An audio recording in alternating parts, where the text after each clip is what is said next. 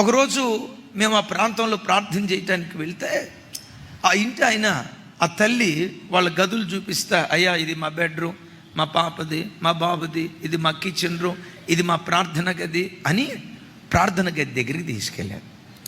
ఆ ప్రార్థన గదిలో నిలవబెడితే సహజంగా ఏ ప్రార్థన గదిలోనైనా ఏ వాక్యాలు ఉంటాయంటే ఎడతెగక ప్రార్థన చేయుడి అని ఉంటుంది, అవును కదా? లేకపోతే విసుగక ప్రార్థన చేయుడి అని ఉంటుంది. ఇవేవి లేకుండా ఆ స్థలంలో తల వెంట్రుకలన్నీ ఊడిపోయి భయంకరమైన మరణకరమైన రోగంతో బాధపడుతున్న ఒక స్త్రీ యొక్క ఫోటో అక్కడ కనపడుతుంది. అమ్మ, ప్రార్థనా గదిలో ఈ ఫోటో పెట్టుకున్నారేంటమ్మా, ఈ ఫోటో పెట్టుకున్నారేంటమ్మా అన్నాను.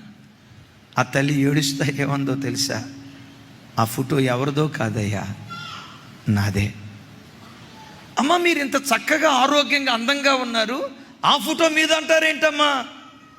గడిచిన కొన్ని సంవత్సరాల క్రితం క్యాన్సర్ వ్యాధి వచ్చిందయ్యా, కీమో ఇచ్చారయ్యా, కరెంట్ షాక్ పెట్టారయ్యా, రకరకాల కార్యక్రమాలు చేశారయ్యా. డాక్టర్లు ఫైనల్గా అన్నారు నువ్వు బ్రతకటం అసాధ్యమని. నేను కూడా నిర్ధారణ అయిపోయాను, నా భర్త కూడా అనుకున్నాడు నేను చనిపోతామని. అలాంటి కష్ట పరిస్థితుల్లో కన్నీళ్లు విడుస్తూ ప్రార్థన చేస్తే చావుగోతిలో నుండి సజీవురాలిగా దేవుడు నన్ను లేవనెత్తాడు. చావుగోతిలో నుంచి దేవుడు విడిపించి సాక్షార్థంగా దేవుడు నన్ను బ్రతికించాడు. నిజమేనమ్మా, ఈ ఫోటో ఎందుకు పెట్టుకున్నారు? ఈ ప్రార్థన గదిలోకి వచ్చినప్పుడల్లా ఆ ఫోటో చూస్తే హృదయం పగిలిపోద్దయ్యా, కన్నీళ్ళు ఏరులై పారుతాయ్యా. దేవా, నీవు కనికరించకపోతే నా పిల్లలు అనాథలైపోయేవాళ్ళు కదా, తల్లి లేని బిడ్డలుగా నా పిల్లలు మిగిలిపోయేవాళ్ళు కదా.